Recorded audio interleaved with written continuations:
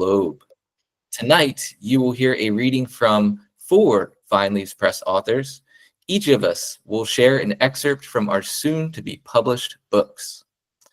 It is worth noting that in the past year, Vine Leaves Press has worked incredibly hard on transforming our manuscripts into beautiful books that will soon see the marketplace. This has been a long journey for all of us, and at the same time, it has just begun. The success of our books depends on readers and listeners like yourselves. If you haven't already, do consider donating to tonight's reading.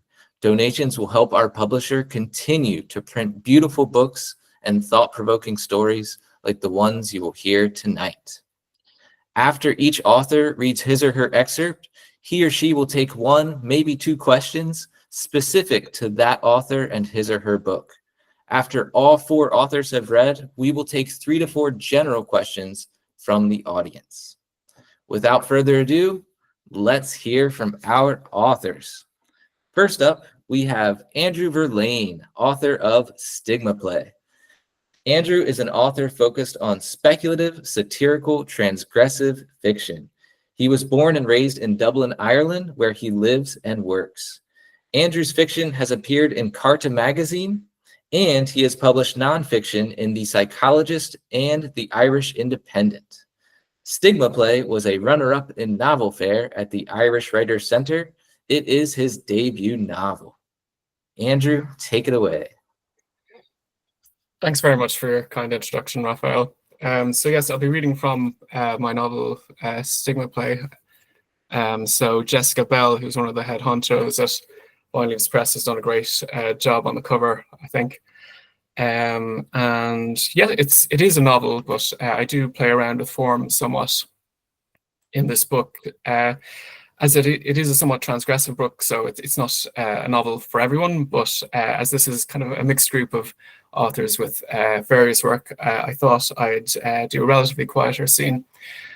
It opens on a piece that's around a job spec, which the main character, June, is ultimately going to take, and an interview scene that she has with the committee, who are designing a series of virtual reality simulations which simulate different mental health problems or people who care, or the situations of people who care for people with mental health problems. And so I suppose with this novel in general, I suppose I'm trying to look at the vexed relationship between the psychological horror subgenre and mental health stigma as well. And so in this scene, it opens with a job spec written in the style of that kind of document. And then we have June meeting the committee for the first time. So yeah, I'll kick it off. Vacancy, virtual reality tester. Job description. Overview. We are seeking an enthusiastic individual to beta test a new VR simulation platform and its associative narrative, destigma, which will simulate the experiences of characters with different mental health problems as their lives intersect. The successful candidate will work with a multidisciplinary committee with expertise in psychology, ethics, law, theology, and politics to ensure the narrative quality of destigma. This is a rare opportunity to contribute to a project that will change how people think about psychological disorder, the human condition, and virtual reality as a narrative form. This role will be offered on the basis of a short-term contract for 1 month. Person specification. If you wish to take on this role, you will have a proven track record in user experience, content moderation, or related fields. Experience in introspective/first-person phenomenological research would also be an advantage. You will have excellent communication skills and be a, quote, team player, unquote, but will take direction and instructions as required. You must be resilient and able to complete highly immersive virtual reality scenarios with potentially upsetting storylines. We recommend clinical supervision/personal counseling, but these will not be provided as part of this role. Remuneration, competitive. All payments will be made in cryptocurrency. Complimentary accommodation will also be available should the successful candidate wish to avail thereof. Location. This will be disclosed if you're successful in obtaining an invite for interview. We will reimburse all interviewees for travel expenses, including international travel. How to apply. Please complete the online application form at the link below. Do not copy and paste text. Each field must be completed in full. If you meet the requirements, we will send you a link to a series of cognitive assessments and personality tests, which must be completed within 24 hours of receipt. Contact Sekulawat S. Suparat, Administrative Assistant, +66 768 435, extension 334354. Please quote job code X1321 in all correspondence. Pavel Kislavsky, our assistant, asks if we're ready to bring in the first interviewee. June Mendelson, age 42, originally from Sydney, clacks into the room in a red dress and earrings, holding her arms almost stationary by her side, though her blonde wig is bouncing. She's either affecting energy or enjoying a second wind now that the cancer's in remission. June takes her spotlighted seat opposite us. She pours her sparkling water, holding only the bottle between the fingers of her non-dominant hand as it's rigged up with sensors for tracking her heart rate. The screen behind us comes on and gives the brief recorded preamble about the project. It outlines how ultra-edge the tech is for a while, and then destigma will allow doctors to experience psychological disorder firsthand. They will no longer have to rely on their imagination for empathy. They have been through what their patients have been through. If you're a doctor and think you have what it takes, contact us for a free trial. Side effects may include. We have already fed June's key information into algorithms, and summary stats are displayed on our personal screens. We can well predict how this candidate will perform at the job. Nonetheless, it's always good to have a look at someone's gait as they enter the room and see how much they sweat during an interview. As the presentation closes, we run through the pleasantries and then pose the fixed question about why she's applying for the role. Her accent is typically Australian. First, let me thank you all for meeting with me today. Our previous experience with a media company, and we were collaborating with one of the leading international pharmaceutical firms to produce virtual reality simulations of mental illness for doctors. I should say these were junior doctors who wanted to specialize in psychiatry. It was a few years back, so perhaps not quite as immersive as the kit you have now. I think this role is the perfect opportunity to build on my strengths while working at the ultra edge of this specialized area. A reasonable response. Let's accelerate. David swipes his hair back, adjusts his glasses, and offers a scenario. Let's just imagine you're a healthcare worker in a private hospital and there's a terminally ill patient on the ward. She has a beautiful necklace, diamonds arranged like the leaves of a flower around the centerpiece, a sizable marquise-cut ruby. It's by Harry Winston, she tells you. You know that this lady has no next of kin. One day, you are alone with her when she exhales deeply and then falls completely still. It'll be easy to get away with it. Do you take the necklace? June's face bears the hint of a nervous smile. Oh, wow. I can't say I wouldn't be tempted, but I don't think I'd actually steal something like that from someone, even if they're no longer around. Good nerves.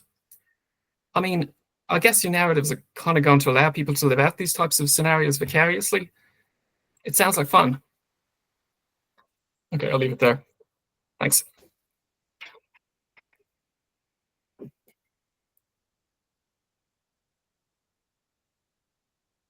You're muted, Raphael. I don't know if you wanted to come in next to compare.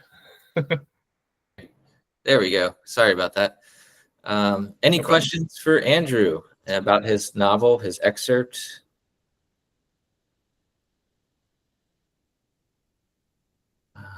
Looks like Hendrik has his hand raised.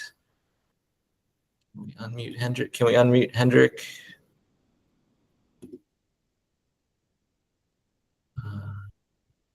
Jill, are you able to unmute Hendrik? I can't actually unmute people, so I don't know if that was intentional raising the hand or an accident. Okay, so maybe an accident. All right. If there's no questions for Andrew, thank you so much, Andrew. I personally have read Stigma Play. I enjoyed it very much. Thought it was very thought-provoking. It was a great premise. So many scenes that I can remember. Thank you so much, Andrew. All right. Next up, we have. Raised her hand. Sorry to cut across you there. Yeah, it looks like Janet raised her hand. Oh, I'm sorry. No, Janet. Another Janet. Oh, well, fine. Sorry for the late coming in. I was just curious where he got his inspiration for the story. I was curious about how authors come up with these ideas. The broad inspiration, how did I just, your question was how did I get inspiration for the story? Yes, exactly. Cool. I was at a psychiatry conference maybe a little over a decade ago where they had whatever the state-of-the-art VR, virtual reality of the time was, might have been the Oculus Rift 1 or what have you. And it was, the premise of it was that it would simulate psychosis. And they seemed quite defensive about it. So there were people taking pictures with their phones, and guys in suits were walking up to tell them to delete any footage they have had of the material. So that was kind of a jumping off point for it. So when I thought of the idea a bit more, I felt it could be an interesting way to kind of look at how psychological horror intersects with kind of mental health stigma. I suppose I'm not trying to guilt trip people who are into psychological horror. I think the genre as a whole is kind of grounded in empathy. But there are certain ways in which you can kind of slip into interacting with mental health stigma in a way that's quite difficult. So I guess I was trying to problematize it, but just to make people think a bit more deeply about it. So thank yeah, you. It sounds intriguing. Thank you. Okay. All right.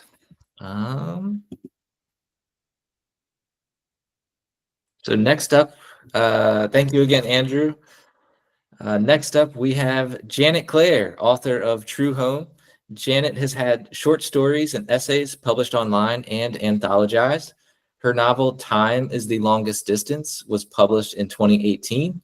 True Home is her second novel. She lives in Los Angeles. Janet, take it away. Hi, thanks. Thank you all for being here. Just to tell you just a bit, True Home is a multi-generational, multi-family story told from different points of view. It can be considered a kind of coming of age of both adults and adolescents. It is set in the Pacific Northwest, where it seems these people seem to float in a morass of bad decisions. So I'm going to read just a bit from an early part in the book. 2 weeks earlier, Christina had flown to Switzerland to see her daughter at boarding school. She was done with the not-so-honorable Congressman Marky Burroughs, who, in spite of his good looks and massive family inheritance, was destined to lose everything in a quagmire of scandals brought on by his own self-indulgent excess, the result of which could be congressional censure, expulsion, even criminal liability. And she would be goddamned if she would stand by him like all those other plastic political wives with their overly coiffed hair and glossy lips, their dark circled eyes lifeless in the glare of lights. He tried to stop her when she'd announced she was leaving and wanted him out of the house before she returned. "I need you here for the hearing. You know those bastards are after me." It was true. He had a shitload of enemies. Not all of them deserved, and many were motivated by jealousy. But she'd held firm with an outward calm that belied her apprehension. "Call one of your porno stars. I'll lend her a suit." Playing the victim was part of his narcissistic game, and he'd appeared wounded as only someone accustomed to inflicting anguish on others could be. "You can't just leave," he said. She looked past him and out the window of their elegant bedroom at the whisper of aspens in the front yard. "TV trucks pulling up. It's your favorite reporter, the little redhead with the perky boobs." Marky instinctively smoothed back his hair as she picked up her oversized black leather bag and walked out the door. At Portland International, the cold blue light and stale air seeped under her skin like loneliness as she tried to remember Marky's good qualities. He was a decent, if distant, father, and his advocacy on behalf of immigrants was worthy of praise. Politically independent because he could afford to be, he wasn't all bad. Still, their marriage was over. And waiting for her flight, crazy as it sounds, she'd sent an email to Colin, her ex, her happily married with 3 children ex. Convinced he was the only guy who had ever really loved her. Colin was solid, and she thought maybe he could offer advice, though she knew he didn't owe her a thing. Meanwhile, she'd made her decision, and her only compensation was the opportunity to see Swanee at school, where, with any luck, she hadn't heard the news about her father. A surprise visit that hopefully her daughter wouldn't blow off. The flight was dismal, and Christina had the throat-aching sensation of having acted too fast. It was past 11 when she checked into the Alden Hotel on a quiet side street in the center of Zurich. Housed in a historic building with high windows and rounded towers, from the outside, the Alden oozed old world charm. Inside, however, it had been refurbished to uber coolness. White dominated. Linens, furniture, rugs, and walls, the bathroom so startling bright it hurt her eyes. She ordered roasty, the famous Swiss fried potatoes with eggs and bacon, a near-perfect late-night meal, and nothing like her usual fresh fruit and vegetables. But she could afford it. Her weight had barely changed since she was a girl. Her meal, served on gleaming white plates, napkin folded with precision, and a single white rose in a crystal vase on a lucite tray, was so perfectly pristine it almost made her want to bleed on it. Finished, she checked her phone to find an email from Marky. She'd acted hastily, he said, but he'd forgive everything if she'd just turn around and come home. Not this time, sweet pea. The next morning, she woke groggy and disoriented with a fleeting sense of not knowing where she was, but quickly showered and dressed, she gulped coffee, then set off on the solo drive to Dover School through serene, rolling hills that made her feel hopeful and alive. Maybe she should move here for a while. The beautiful town of Lucerne was close by. She could get a little place, start a new life, wondering how many she had left. She'd found her daughter under darkening skies on the hockey field with the other girls, all in uniform, navy shorts with white shirts trailing under black knit sweaters, long socks accentuating long legs. They ran, coltish, glossy manes shining in the sun. Only Swanee looked different. Her sweater was tied in a bulky knot around her waist, and her socks bunched like weights at her ankles. Her lovely oval face was coated in a thick layer of makeup. Then there was her hair, cropped in short spikes, platinum with dark roots, one side streaked with bright fuchsia. Swanee was the kid other parents looked at relieved she wasn't theirs. But Christina had learned not to dwell on the negative. She admired her daughter's independence while praying it was simply a stage they'd both survive. Mummy, Swanee said, greeting her mother with a mock British schoolgirl accent. What are you doing here? Christina's gray wool coat flapped in the wind.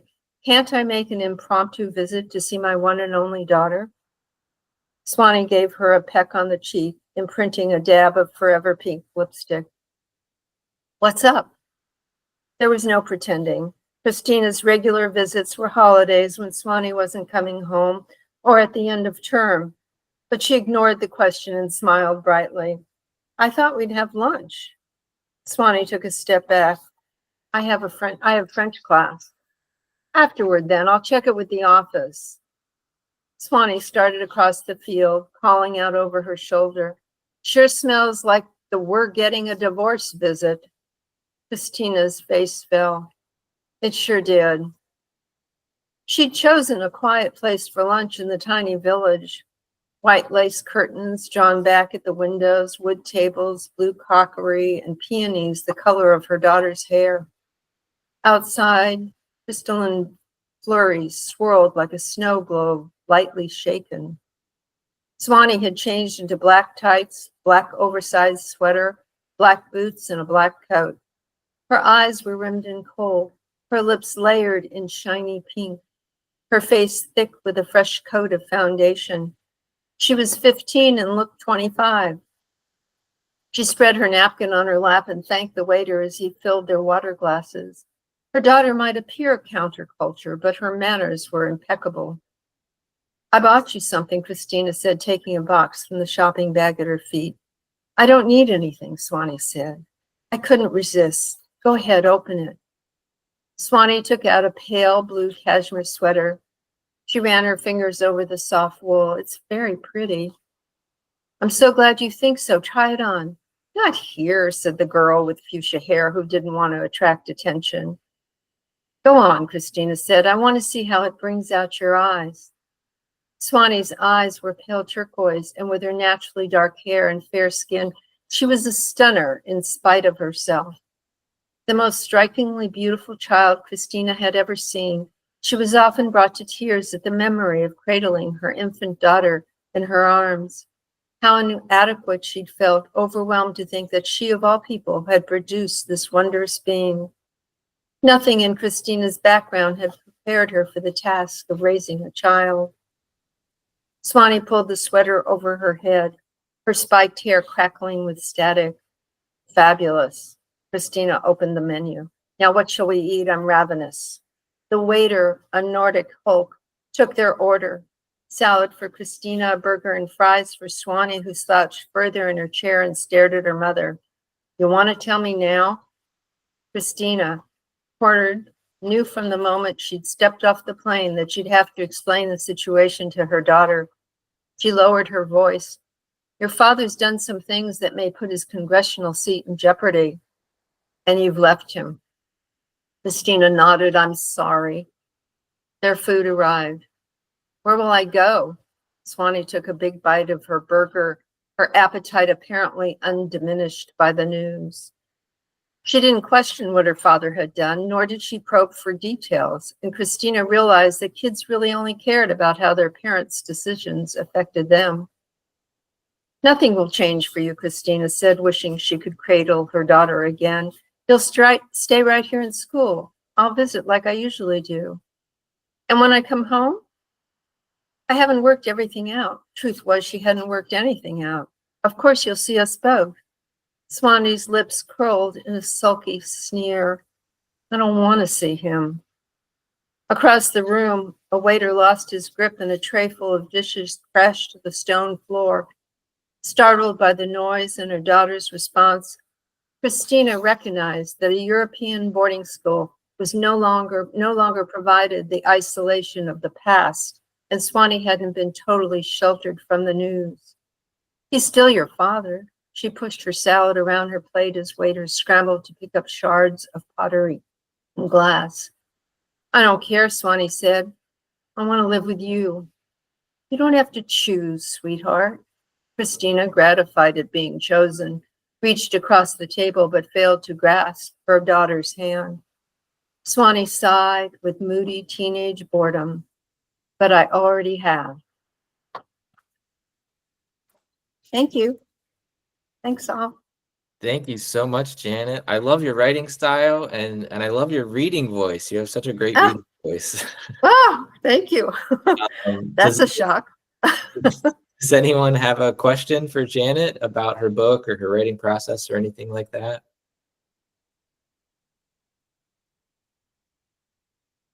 Looks like you got off the hook, Janet. It's all magic. We know that. All right. Really quick, Jill, how do you pronounce your last name? I meant to ask you earlier.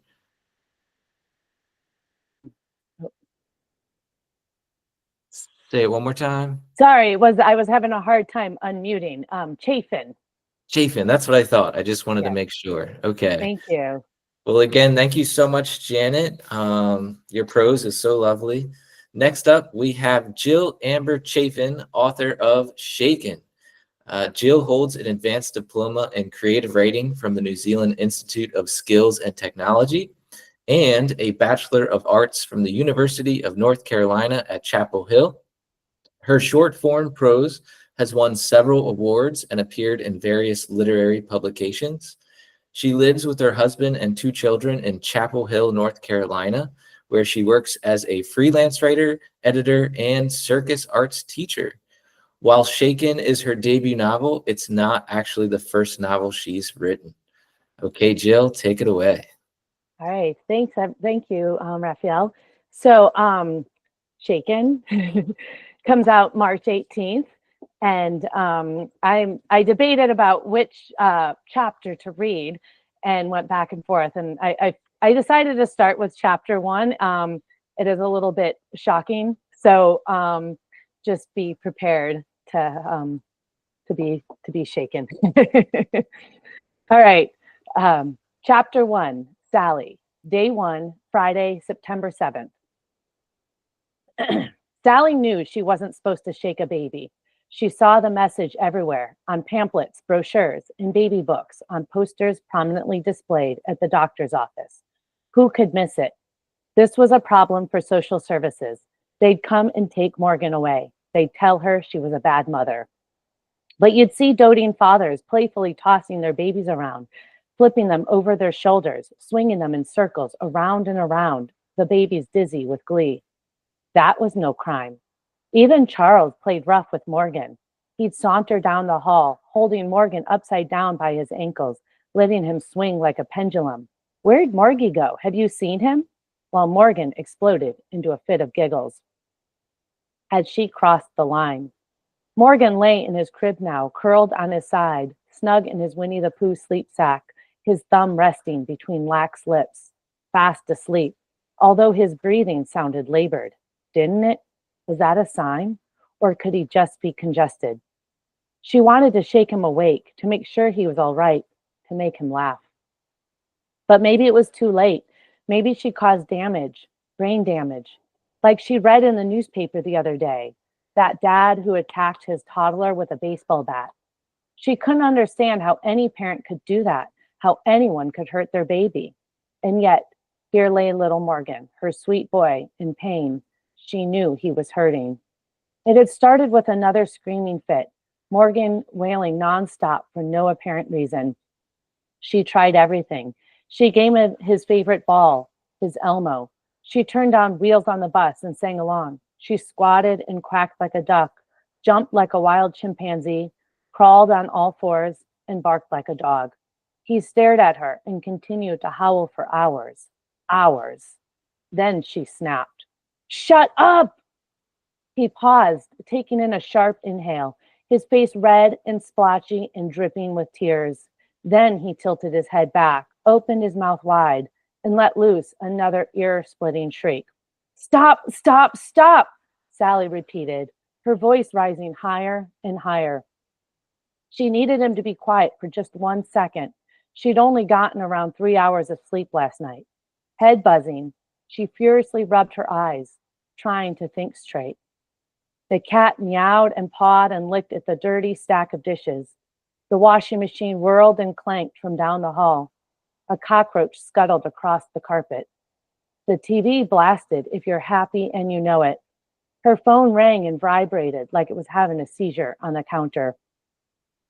In one quick swoop, Morgan was in her arms. "Shh, please stop crying. I need you to stop." It was just a little shake, a warning. "Please stop. Please let mommy have a break. Please let mommy think. Please, please, please, please, please, please, please, please." But Morgan didn't stop. He screamed even louder, snot sputtering into his open, wailing mouth.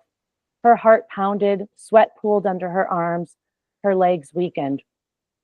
She thought of carrying him downstairs, exiling him to the basement again. Last time she'd left him down there for several hours, alone in his playpen with only a bottle of milk and his Elmo. She hadn't known what to do during that time. She'd sat on the couch, stared at the wall, then studied the checkered blue and white squares on her socks. It had been quiet, unusual, eerie, but quiet, really quiet. And when she'd finally gone to retrieve him, he was quiet. Morgan was quiet, red-faced, teary-eyed, exhausted, quiet. Had he screamed and cried and protested in the dank, musty basement? Sally had no idea. She didn't set up a baby monitor. She didn't even leave the door cracked open. Charles recently asked about the playpen in the basement. Simple answer, she was storing it there. He shrugged his acceptance. He didn't investigate. He didn't ask why it remained set up with a sheet inside. Something about the playpen made her feel guilty. Later, after he'd mentioned it, she wrestled it into the basement storage closet, shoving it against the caked bottles of cleaning supplies and moldy mops, leaning her body into the door until it latched shut, out of sight, out of mind. She had been contemplating getting rid of it, hauling it over to Goodwill, but in the end, she couldn't, because every time Morgan had one of his animalistic episodes, she needed a way out, a moment of peace. But today, with Morgan's face inches from her own, she hadn't made it to the basement. Instead, she grasped her baby firmly under his armpits, his legs kicking and arms waving in fury. Just a little over 1 year on this planet, and he already had that much vigor and defiance in his lungs, in his limbs, in his soul. It said, "Stop, stop, stop, stop!" Sally screamed so loud, her throat hurt and her ears rang. She squeezed her eyes shut, and when she opened them, Morgan was completely silent, his head hanging limply to one side, his eyelids fluttering to stillness. She hadn't even realized she'd been shaking him, and now he was quiet, but not the good kind of quiet. "Oh God," she gasped. "Oh my God, my baby." She needed to call 911. Should she do mouth to mouth? She pressed her ear to his chest and held her breath. She heard a ragged, gasping sound. He was breathing. She exhaled, then quickly carried him down the hall to his room, changed his soggy diaper, stroked his forehead, zipped him into his soft sleep sack. She clutched him to her chest, his head nestled in the crook of her neck. She paced, waiting, wondering what to do next. She longed for him to howl again. Her stomach twisted. She'd hurt Morgan. What would she tell Charles? What would they do with her? He just needs sleep, she told herself. Sleep will make everything better. She placed him in his crib, tucking his tattered Elmo under his arm. His breathing was raspy but steady. She watched him for several minutes, her knuckles gripping the edge of the crib, before forcing herself away. She stumbled down the basement stairs, tripping over an old tennis racket and Charles's bowling ball. She yanked open the door to the storage closet. Morgan's playpen filled almost every inch of the space. She should have brought him down here, let him scream his heart out, and then he'd be exhausted, angrily exhausted, but still conscious. After crawling into the creaky playpen, she tugged the door shut. It was tight, but she could fit, curled into a ball. It was dark and still and quiet, so very quiet. Her own sobs finally broke the silence as she cried herself to sleep. I'm going to just stop there. Thank you so much, Jill, for that shocking intro to a shocking premise. You know, I'm always a little nervous just diving into it when people are not sure what to expect. I mean, that's the best part about art is you can explore anything you want to explore. Does anyone have any questions for Jill about her novel or her writing process or anything like that?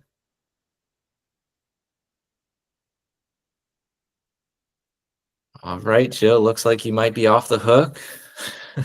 Thank you again so much. Again, her book is Shaken, and there should be a link in the comments to buy Jill's book Shaken, or Andrew's book Stigma Play, or Janet Clare's book True Home. They should all have links in the comments there if you'd like to check out more about her books or even buy them this evening. Thank you again, Jill. Okay, finally, we have myself, Raphael Pond. Do I need to maximize my screen here, Jill? I'm going to do it for you, so you can just start your intro and I'll maximize it.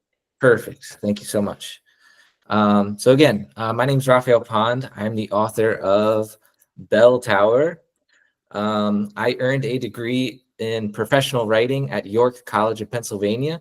While there, I also studied the philosophy of technology and its effects on humankind. Most of my writing is a mixture of hard sci-fi and magical realism. Bell Tower is my debut novel.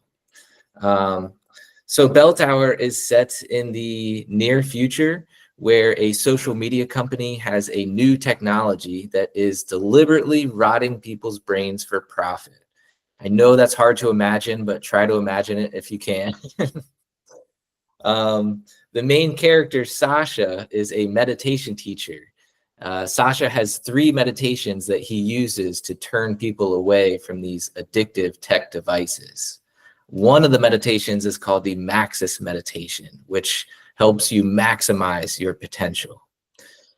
In the scene I'm about to read, Sasha and his younger brother Hugo are building a meditation shop. At the same time, Sasha is trying to complete the Maxis meditation. In order to complete it, he must say a sacred phrase as he does something very painful. Let's see here. All right. The meditation shop had been in full swing for months. Sasha and Hugo labored every day. They installed new wiring, fixed faulty plumbing, tore up floors, laid down new ones. Hugo worked hard, but mostly kept quiet. Ever since Sasha's drunken episode, Sasha began acting differently. He sobered up the next day and hadn't touched a drop of alcohol since.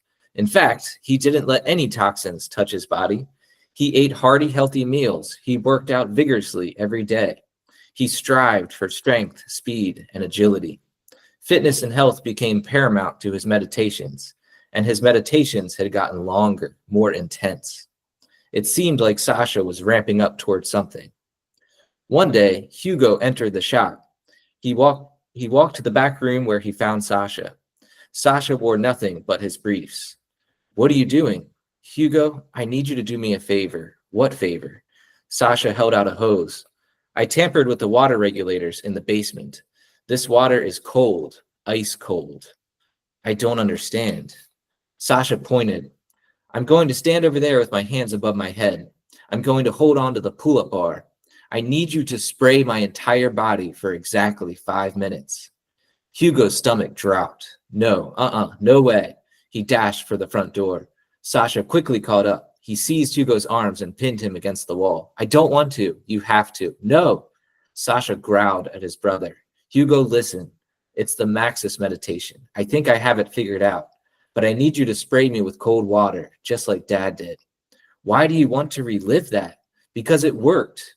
If I want to go to the black waterfalls, you have to spray me with cold water." "No, Sasha, I'm not doing it." "God damn it, Hugo, please, just do this one thing. Just squeeze a trigger for 5 minutes. It's not hard, but it's messed up. Who cares? You're leaving soon anyway." "What does that matter?" "Come on, Hugo. I've practically raised you and protected you your entire life. The least you could do before you leave is point and squirt a hose for 5 minutes. Hugo curled his upper lip.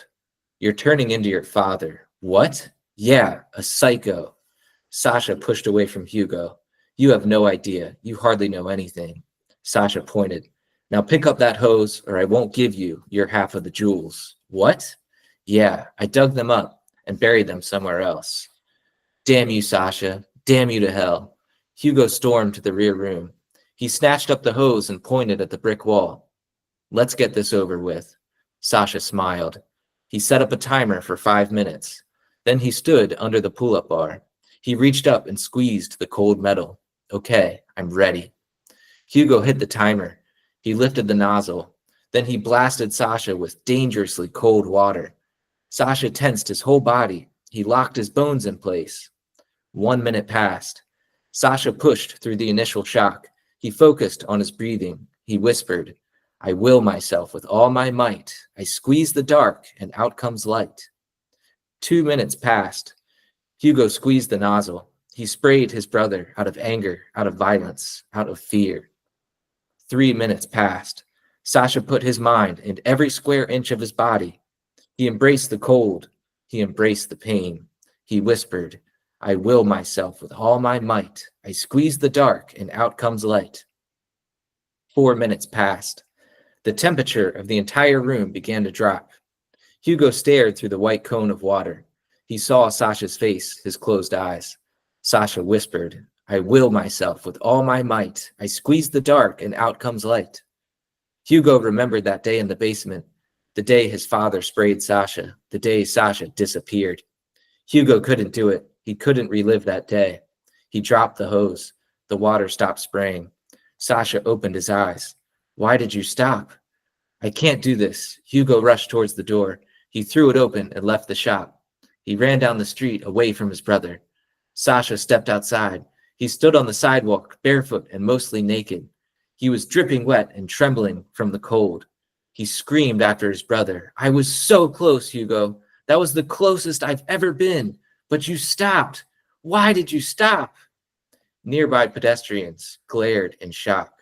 Above Sasha's head, gold letters read, meditation shop. All right.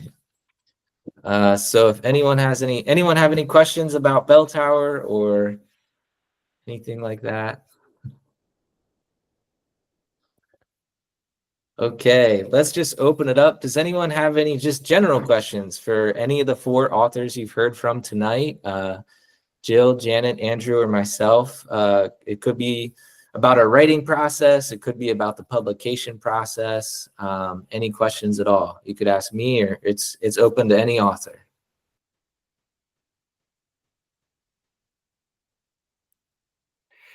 Just at a technical side, the chat icon is along the bottom. If you go over to the right, it's just the second last one on the right, if you prefer to write it into the chat.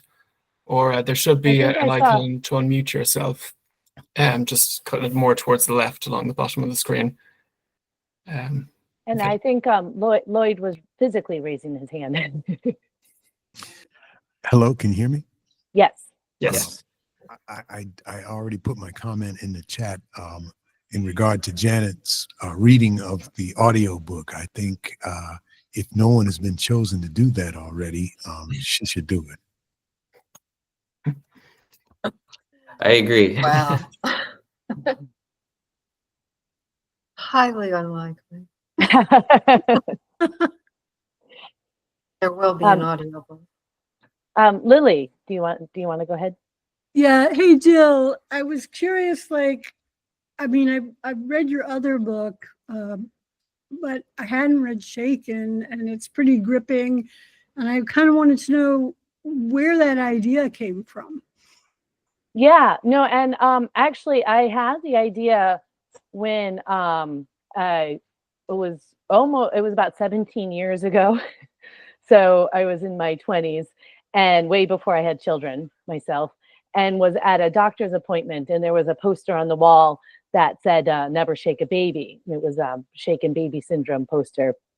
And I remember at the time I was doing my writing course in New Zealand, my full-time writing program. And at the time, I remember sitting there going, well, who shakes a baby? Like, who would do that? And then thinking, well, clearly people do, otherwise there wouldn't be a poster. And I kind of felt like, we immediately come with these stigmas of, these judgments of people like, oh, that's this whole other world, these people that shake babies. And I was just really compelled to be like, what is it like?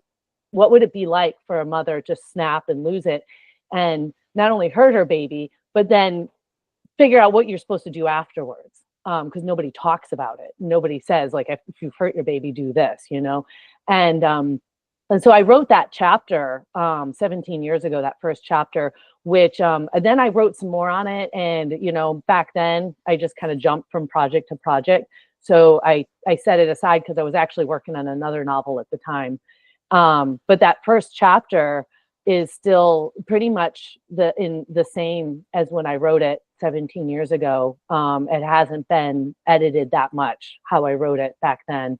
So I think I really kind of tapped into that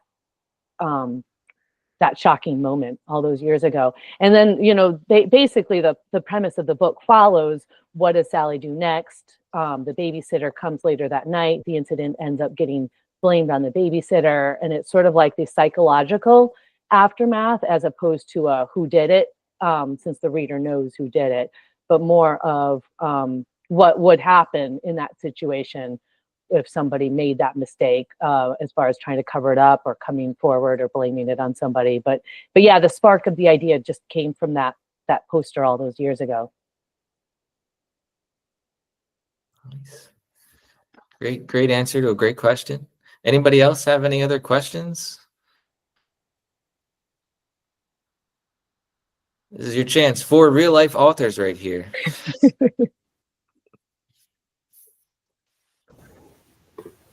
Okay, I'm really curious about Janet, like also like the origin of her idea. Ah, I can't really tell you for sure I started off I wanted to write a book from a man's point of view, which there are male characters in this, believe it or not. The women seem to take over, as we do. But yeah, so it's different points of view, and it just sort of I had no preconceived idea. I just wanted to write a family story, and it's sort of, I don't outline or anything like that, so I didn't know where it was going. That's kind of the way I write. I guess they call that seat of the pants, right? Isn't that what we've heard? Yeah, so but that's what I love about it. I truly do. The surprise of it. I figure if I can be surprised, perhaps the reader can. Very cool. I think a Anybody couple of else? people had their hands raised. There was Susan Harcourt and Janet Dart.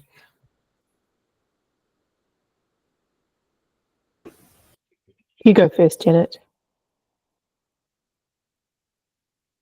Whoops, just curious. I know Jill said she started hers 17 years ago, and I'm just curious how long all of you worked on your books. I'm a budding author, and it's taking me years. So Mine kind of ends, I just write Dublin 2020 to 2024, somewhat of an homage to the end of Ulysses. 4 years. oh, that's pretty good. About you, Raphael? I would say 5 to 6 years. Wow. I did write a draft about 10 years ago that was called Bell Tower, but so much has changed. So much has changed since that first draft. It's not even the same story, really.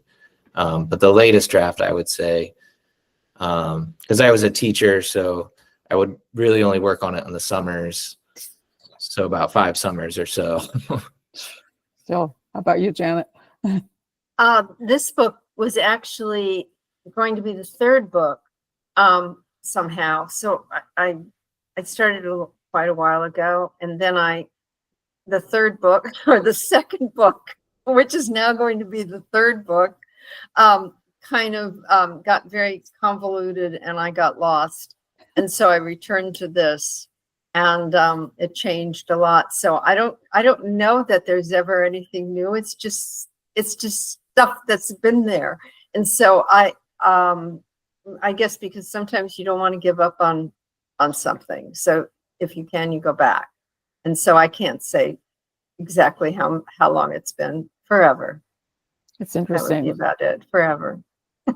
You always imagine a writer just sitting down, and then every year they crank out a book, and it seems more and more I talk to people, they take years. So I won't get so frustrated with my authors that I follow that, like, when are you sending me another 800-page book? So thank you.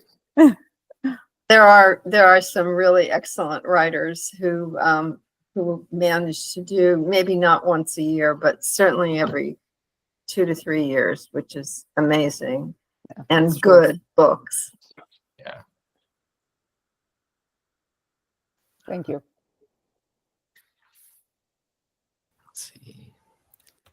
I put my hand down, but I'll come back. There's the process of writing the book for a few years, but I wondered how each of you came to be kind of taken on by Vine Leaves Press. Did you just kind of approach them? Did you have an agent? I'm a friend of Jill's, so I know how much work she had with her agent to find a publisher. So wondered if each of you could speak to that a little bit.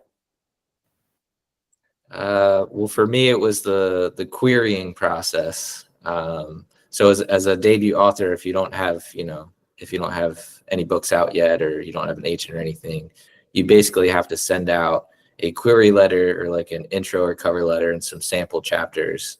And you have to just send it out to so many agencies and publishers, hoping you'll get the right bite, hoping you'll get the right person or the right agency or publisher that wants your work. I know on average, a lot of first-time authors have to send out to anywhere from like 300 to 500 or 600 agencies and publishers For me personally, it was about just under 200. But that's just me. I can't speak for Andrew or Janet. Again, I, at this I point, had, oh, go ahead, Andrew. Go ahead. It's later where you are. thanks, Jen. I'm a bit surprised Jill had to try so hard to get an agent. Just her work, just the premise is so was shaken, is so interesting. It's just in that kind of domestic thriller kind of space that's kind of so evergreen, kind of commercially, and then just that the particular topic just seems kind of it just seemed like an interesting thing. But anyway, enough gassing you up there, Jill. In terms of my own experience, I tried to take an approach where I didn't really want to approach hundreds of people, so I took a slightly slower approach of trying to approach maybe a few dozen people, but kind of working to really research people who would be kind of a close match. In the case of Vine Leaves Press, Jessica Bell, who I mentioned, who designed this iconic cover for Stigma Play. I know she's an author as well, and she had a book called How Acacia Bloom Touched Happiness, which is worth checking out. But I could see that that she was quite interested in that kind of speculative fiction with sort of that kind of big elevator pitch, along the lines of, simulating psychological disorder, or, what happens if a mother shakes a baby and so on. So they actually, Vine Leaves Press do take on unagented submissions, which a lot, like most of the main publishers, don't. So I don't have an agent, but I was able to approach Vine Leaves Press. They have a window where they take submissions. So that's basically how I got taken on. There was an initial kind of revise and resubmit process. So it did go through quite a few revisions before it was, before we ultimately had something that we were ready to put out. It was, the original version was even more kind of transgressive or extreme than the finished book, which might, if Raphael has read the book, will probably surprise you. But yeah, but no, it did take a while to do it, but that was my own approach. I'll also add to that. One of the reasons I was very drawn to Vine Leaves Press was their kind of tagline was, we blur the line between commercial and experimental. And I think that really spoke to my work and a lot of other works that they have. I was like, yeah, I want this to be like a commercial sci-fi novel, but at the same time, it's a little weird. It's a little different. And they really kind of, I don't know, that spoke to them and it spoke to me. So it really worked out. Oh, well, I have one of those classic sad stories about having an agent, because I did have an agent for the first book, and it's classic. She was an agent in New York. She took the book and she didn't do anything. She literally did nothing. And but I kept hanging on to her because it sounded so good to say, oh, I have an agent in New York. Anyway, so she was always under the weather or something. But at any rate, I held on to her for way too long until I didn't. And then it was pure happenstance that I found Vine Leaves Press, because I have a dear friend who's an Australian author, and his last book was really great. And I thought, gee, my Australia book, I kind of still like that book. At any rate, and at the time, Vine Leaves was, as it happened, located in Australia. So somehow I found them, and they took it. And the first book, that was 7 years ago, almost 8 years ago. So the first book was based in the outback of Australia. So I guess there was some that was meant to be, but here I am again with them, I'm happy to say. Very cool. And I'll just chime in too, since everyone doesn't know my story. I'll also just say that this is my first time hosting this kind of webinar thing on Google Meet, and I was able to pin 3 of you guys, but I can't pin a 4th one, so that's why I'm small and they're big. In case anyone's wondering, I was playing with the settings. But thank you for bearing with the technology. And anyway, I will say that I did the long hunt for the agent and had a lot of interest, but people were scared of the topic, and it was a bit borderline of whether it would take off or not. So I found my agent after 55 queries. And then she, reached out to all the big publishers, and they actually, all the top 5 read the book cover to cover, the top editor, and wrote back saying, I love it. I love it. I couldn't put it down. Random House and Simon and Schuster, all those big people, which was flattering. But they, when they wrote to my agent and said, but my marketing team shot it down because the data doesn't lie, and it's really hard to market a complicated female protagonist, and you add in the element of motherhood, and it makes it near impossible.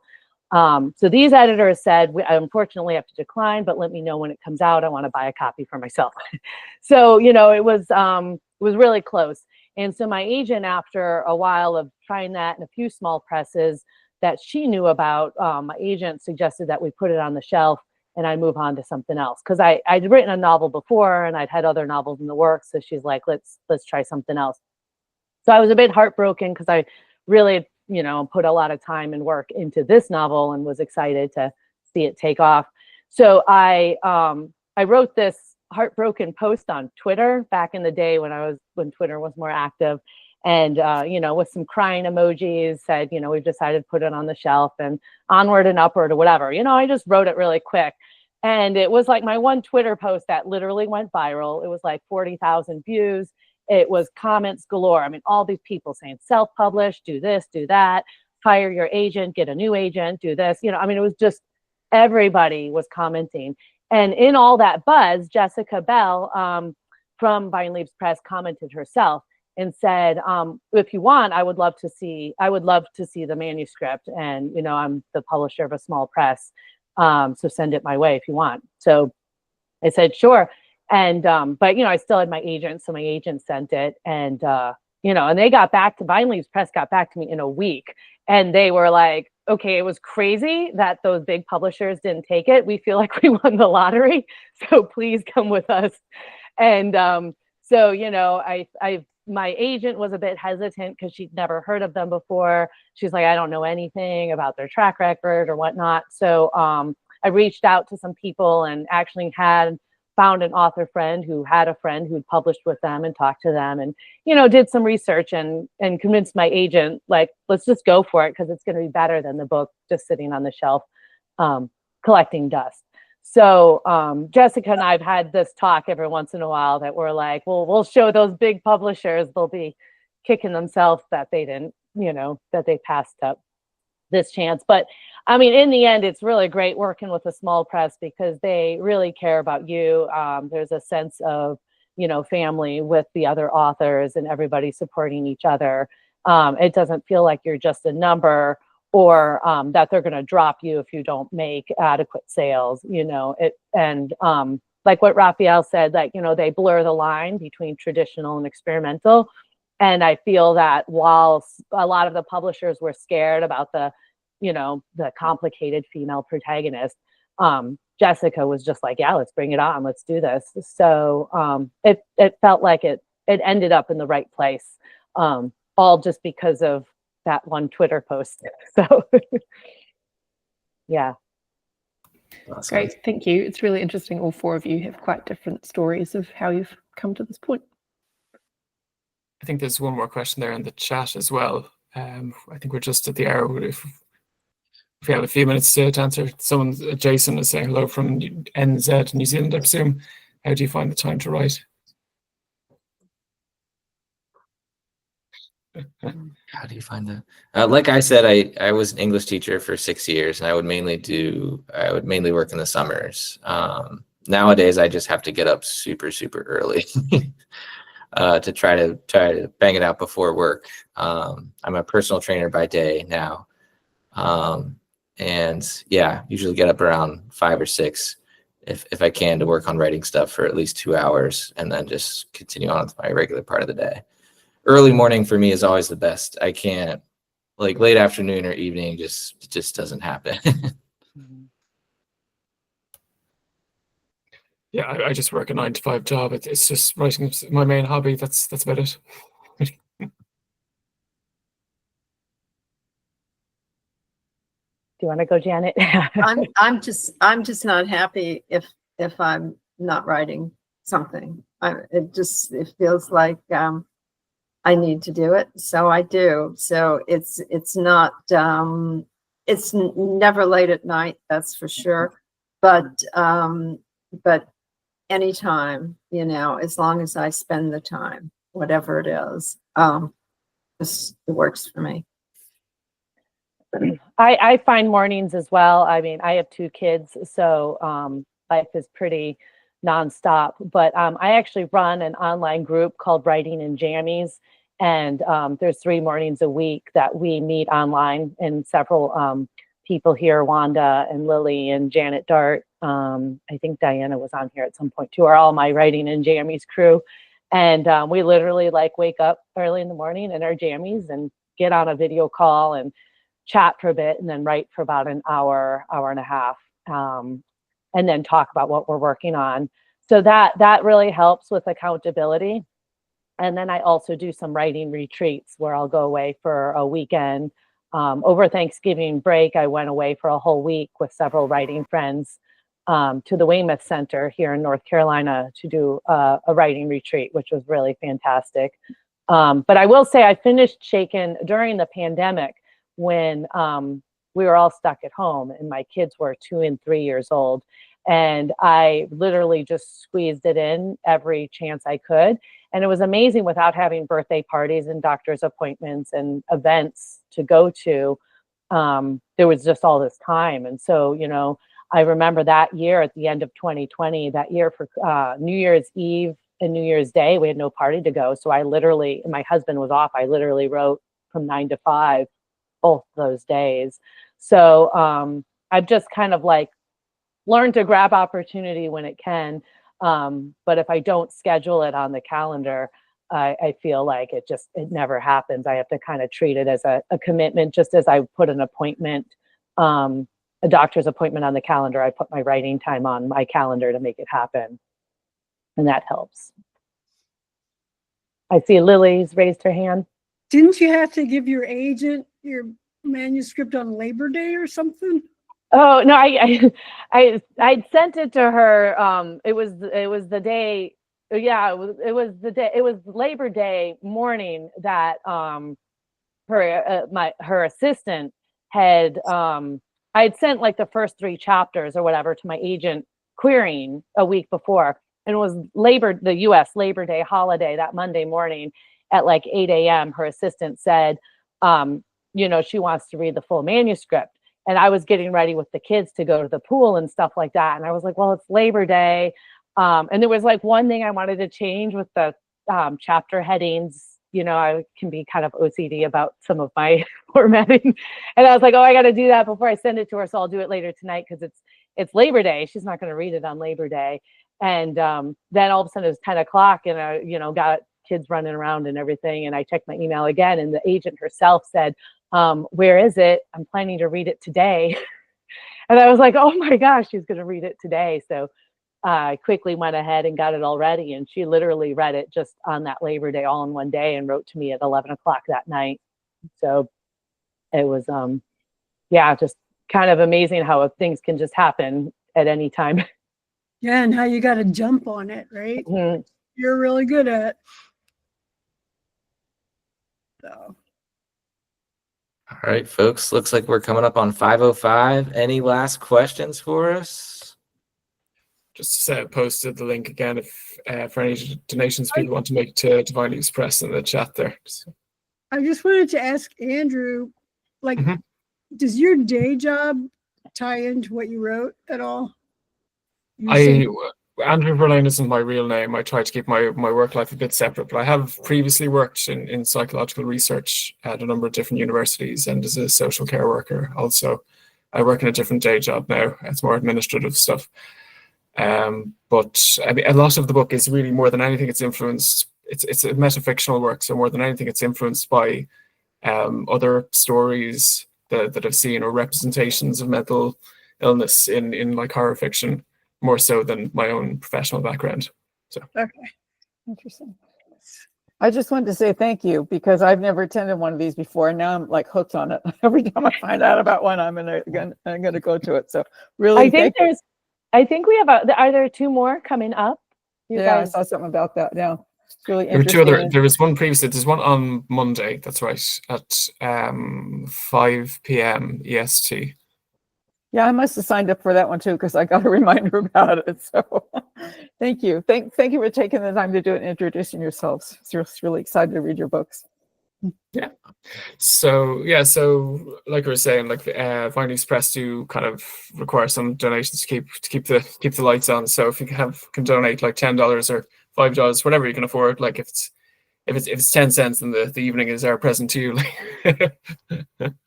So Well, I think if I buy your book, they're going to get some of the proceeds. So that seems like a good donation to me. So they will, and we do encourage people to buy directly from the store itself. Right. So the authors and publisher get a better oops.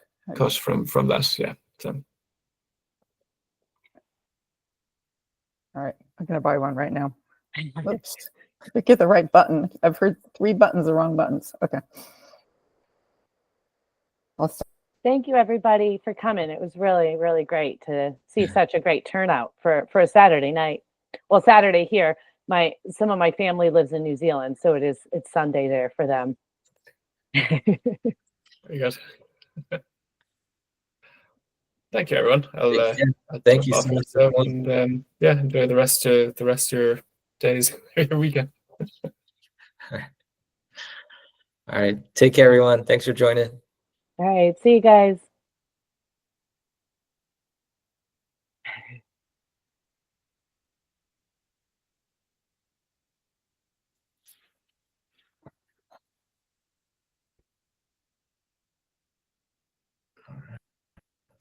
I wasn't sure if we're staying on or we're all leaving. It looks like Janet, Claire already left. Yeah, we don't need to debrief or anything, do we, Raphael, or anything? I don't think so. I have to stop the recording, so let me figure that out. Okay. I'll jump off here. So Okay. it might